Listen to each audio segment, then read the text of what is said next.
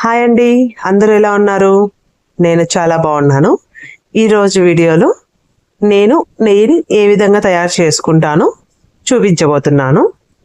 ప్రతిరోజు నేను 1/2 లీటర్ పాలు తీసుకొని బాగా సిమ్లోని మంచిగా కాంచి ఆ పాల మీద వచ్చిన మీగడని ఒక డబ్బాలో వేసి ఫ్రిడ్జ్లో స్టోర్ చేసుకుంటాను.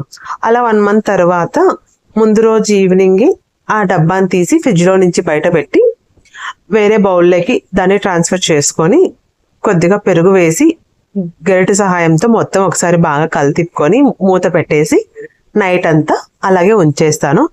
నెక్స్ట్ డే మార్నింగ్ లేచాక ఆ మీగడలో 2 నుంచి 3 గ్లాసుల వరకు నీళ్లు పోసుకొని కవ్వం తీసుకొని ఇలా బాగా చిలుకుతాను అనమాట. మీకు కావాలంటే మిక్సీలో కూడా వేసుకోవచ్చు. నాకు ఇలా కవ్వంతో చిలికి చేసిన నెయ్యి అంటే బాగా ఇష్టం కాబట్టి నేను ఇలా చేసుకుంటాను. ఇలా చేసుకున్న తర్వాత ముందు రోజే ఫ్రిడ్జ్లో నేను 3 నుంచి 4 లీటర్ల వరకు నీళ్లు ఫ్రిడ్జ్లో పెట్టుకుంటాను. సో ఇలా మొత్తం పెట్టుకొని నెక్స్ట్ డే ఆ వాటర్ని ఈ మీగడ కోసం యూజ్ చేస్తాను. ఈ మీగడ మొత్తం చిలికిన తర్వాత చూసారా వెన్న ఎంత మంచిగా వచ్చిందో.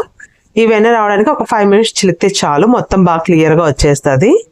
వచ్చిన తర్వాత 2 గిన్నెలు తీసుకొని ఆ గిన్నెల్లో మనం ఫ్రిడ్జ్లో పెట్టిన నీళ్లు కొద్దిగా వేసుకొని మనము చిలికి పెట్టుకున్న వెన్న పూసని ఇందులో వాటర్లో వేసుకోవాలి.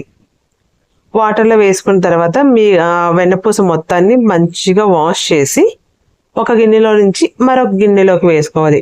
అలా మొత్తం నీట్గా క్లీన్ అయిపోయే వరకు, మజ్జిగ మొత్తం లేకుండా క్లీన్ అయిపోయే వరకు క్లీన్ చేసుకునేసి మరొక గిన్నెలోకి ఆ వెన్నపూసని నీళ్ళు లేకుండా వేసుకోవాలి.